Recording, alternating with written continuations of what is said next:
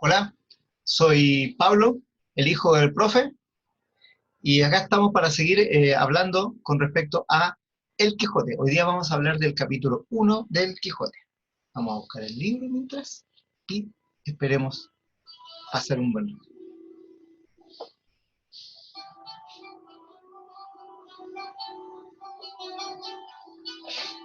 Bueno, como siempre, estamos escuchando la música de fondo, que es el grupo Esperion 21, que tiene una obra que se llama Miguel de Cervantes, Don Quijote, donde se desarrolla, bueno, musicalmente las ideas que están en el libro. Y recomiendo escucharlo porque es muy, muy bueno. Bueno, veamos.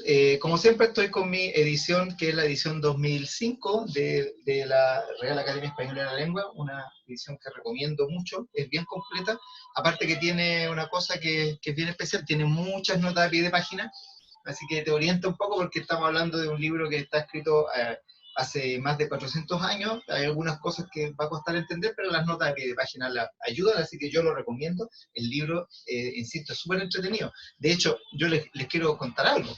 Resulta que desde la edición del libro en 1605 hasta cerca del siglo XIX, es decir, alrededor de 1800, este libro fue leído como un libro de entretención, fue como un libro cómico, un libro divertido. Ese era el sentido por el cual se leía y se difundió mucho y fue un bestseller, se vendió mucho, se leyó en todos lados, se tradujo a muchos idiomas.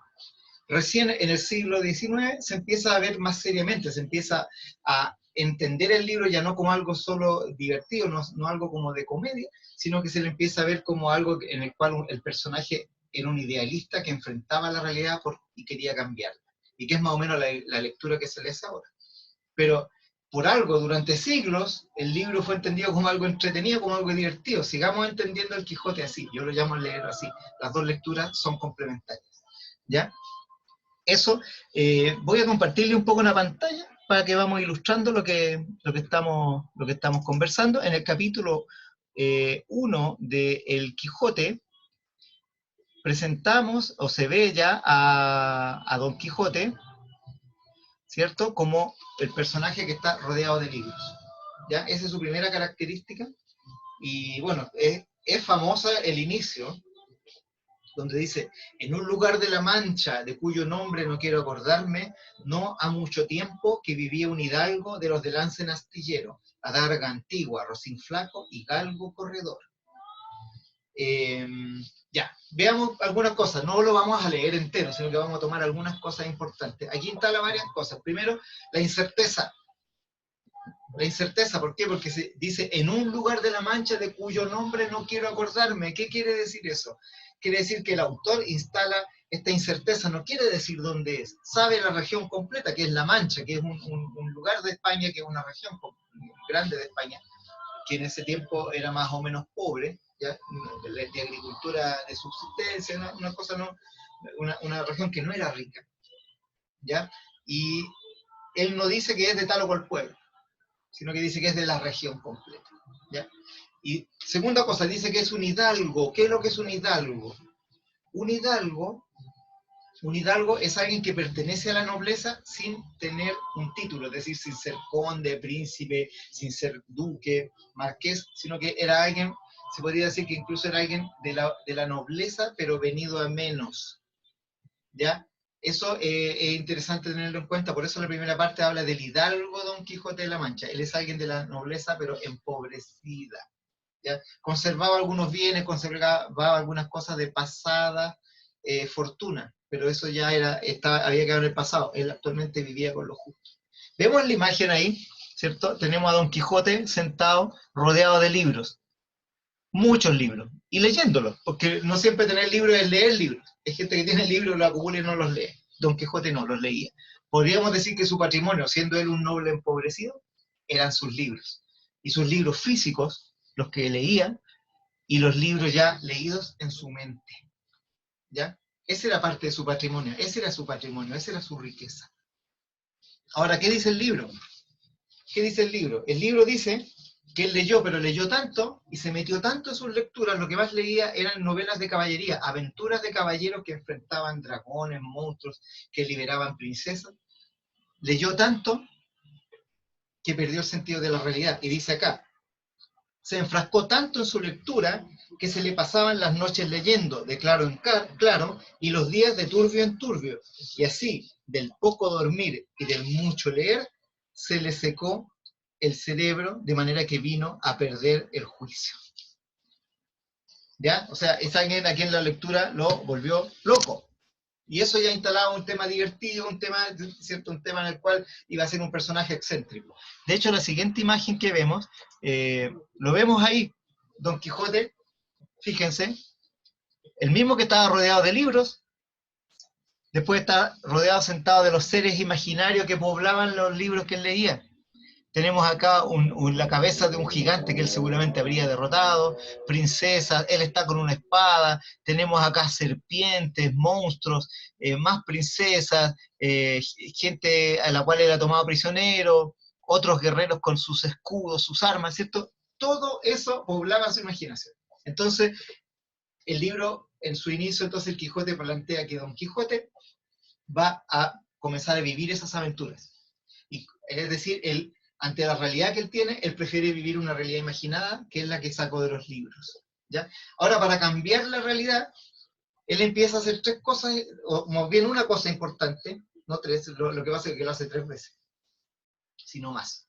Él empieza a cambiar la realidad haciendo lo siguiente, cambiando los nombres. Empieza a cambiar los nombres. Y esto es bien importante en el libro. ¿Ya? Vemos entonces que primero parte por cambiarse su propio nombre. Él se llamaba Alonso Quijada o Alonso Quijano. El libro da los dos nombres porque también siempre incerteza en eso.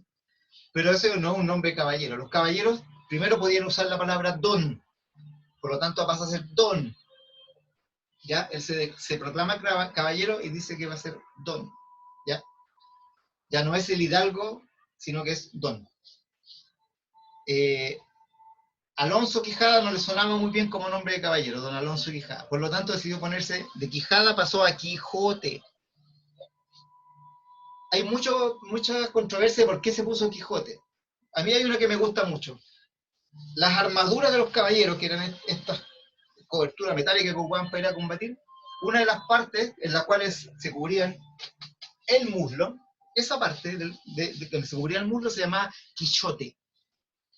Por lo tanto, él, para declarar su calidad de guerrero y de noble, se puso Quijote, ¿ya? Como un homenaje al Quichote, que era lo que cubría el muslo en la armadura. Entonces ya tenemos Don Quijote. ¿Y de dónde era? Porque todos los caballeros eran de alguna parte. Amadís de Gaula, ¿cierto? Los caballeros de las novelas que él leía tenían una denominación de origen. Y él, bueno, él era de la zona de La Mancha del país. Por lo tanto, pasa a ser Don Quijote de La Mancha. Listo. Esa es su primera operación de cambiar nombres para cambiar su realidad. Luego, los caballeros siempre tenían una enamorada lejana, una enamorada con la cual no es que fueran pareja, sino que la idealizaban y la veían de lejos y había algo que impedía su amor, y eso era el motivo de su vida, cubrir esta distancia, lograr acercarse a la amada, pero que era un amor imposible. Entonces, y generalmente eran princesas. No habiendo princesas cerca, pero sí lo que habían eran campesinas, labradoras, él toma a una de estas campesinas y en su mente le cambia el nombre. Esta labradora se llamaba Aldonza Lorenzo, y era de un lugar cercano que se llamaba Toboso. Por lo tanto, hizo la misma operación. Le cambió el nombre, primero le puso Aldonza, no le gustaba, así que puso un nombre ad hoc, y el nombre es Dulcinea. Que uno podría decir que es una nueva dulzura, de Nea, dulce, Nea, Nea es nueva, Dulcinea es una nueva dulzura. Dulcinea, ¿de dónde? Del Toboso. Entonces, Don Quijote de la Mancha ama a Dulcinea del Toboso. Todo esto era imaginario. O sea, él ni siquiera había hablado mucho con Aldonza como para declarar esto. Pero todo esto transcurría en su imaginación. ¿Cierto? Y tercer elemento que necesita un caballero es algo obvio. Caballero necesita un caballo. ¿Cierto? Nos habíamos saltado y aquí teníamos, disculpen, aquí tenías en un grabado tenemos a Dulcinea. ¿Ya? Como se le representaba, una campesina, una mujer común y silvestre, normal, ¿cierto? Que él la eleva a ser princesa. pero lo que faltaba era un caballo. Los caballeros necesitan caballo, ¿cierto? Los caballos de los caballeros de las novelas de caballería eran caballos nobles, caballos de gran calidad, de gran estatura, entrenados, muy bonitos. Cosa que no tenía Don Quijote. Pero sí lo que había a mano era un caballo de trabajo, un caballo que servía para el trabajo del campo, para arar, para arrastrar carretas, cargas, y un caballo no muy noble y no muy trabajado, no muy entrenado. Entonces este caballo que él se consiguió, también él le puso un nombre, el nombre, y le puso Rocinante. La palabra Rocín en esos tiempos designaba justamente a los caballos de poca calidad que servían solo para trabajar. ¿Ya? Un Rocín era un caballo ahí nomás. ¿Ya? Entonces él tomó este caballo y le puso Rocinante, porque quiere decir que él antes era un Rocín y ahora ya no es. Ahora se elevó de categoría porque es el caballo de un caballero. ¿De cuál caballero? De Don Quijote. Aquí tenemos una estatua que no tengo idea dónde es, ¿ya? Y que vemos que efectivamente Rocinante se le ve en primer plano. Vemos que de verdad está bien representado porque es un caballo que se ve bastante flaco. Miren esas patas flacas, el cuello, ¿cierto? Un caballo incluso con una actitud un poco triste, ¿cierto? No es un caballo de combate, pero es el caballo que se consiguió y él en su imaginación le cambió el nombre y le puso Rocinante. ¿Ya? Entonces ya estaba lista la trilogía, el caballero tenía un nombre adecuado, tenía una amada adecuada, también elevada a la nobleza en su imaginación, y un caballo que lo iba a acompañar en sus aventuras, que es Rocinante. ¿Ya? Estos son los elementos centrales, diríamos, más importantes dentro del primer capítulo del Quijote que instala Cervantes. ¿Ya? Antes de terminar, quiero hablar de algo que no tiene tanto que ver con este capítulo, sino que con la obra en general y un poco un llamado de atención. Ustedes seguramente habrán escuchado un dicho que dice: deja que los perros ladren, Sancho, que es señal de que avanzamos. Y lo dicen como que es una cita del Quijote. No, no, no, no, no. Eso no es una cita del Quijote. Esa cita no está en ninguna parte del libro. Revísenlo entero, no aparece. Lo que pasa es que aquí la historia es que se supone que en el siglo XIX, XX, por ahí, apareció alguien que se le atribuyó, que puede haber sido un poeta que vivió en Chile también, que es el poeta nicaragüense Rubén Darío, que de alguna manera habla de esto de que los perros que ladran es señal de que uno avanza, y se le atribuyó al Quijote. También circula la versión de que habría sido el poeta alemán Goethe, que en su poema Ladran también dice la misma historia, la misma idea, de alguien que va avanzando y que los perros, con sus ladridos, son la, digamos, son la señal de que están avanzando. ¿Ya? Ustedes no lo hagan, ustedes no digan que esa es una cita del Quijote. Pueden ocupar el refrán, pero no se lo atribuyen al Quijote. En el Quijote hay 10.000 otros refranes y dichos, fundamentalmente en boca de Sancho, que todavía no aparecen. Sancho va a aparecer en algunos capítulos después, ¿cierto? Pero este refrán no aparece. ¿Ya? Así que esa es la gracia que tiene leer el libro de verdad y no solo citarlo porque escucharon por ahí que existe. ¿Ya? Así que yo les invito a que lean este libro, leámoslo juntos, avancemos juntos en la lectura. Yo voy a tratar de entregar algunos elementos para que vamos viendo el libro y disfrutándolo y detectando cuáles son los elementos importantes que uno puede ver dentro de esta maravillosa obra que es fundamental dentro del habla castellana. Así que eso por hoy con respecto al capítulo primero, de la primera parte, de Don Quijote de la Mancha. Hasta acá los dejo. Nos vemos en una siguiente sesión conversando del Quijote o de otros temas de literatura. Soy Pablo, hijo de profe, a mucha honra.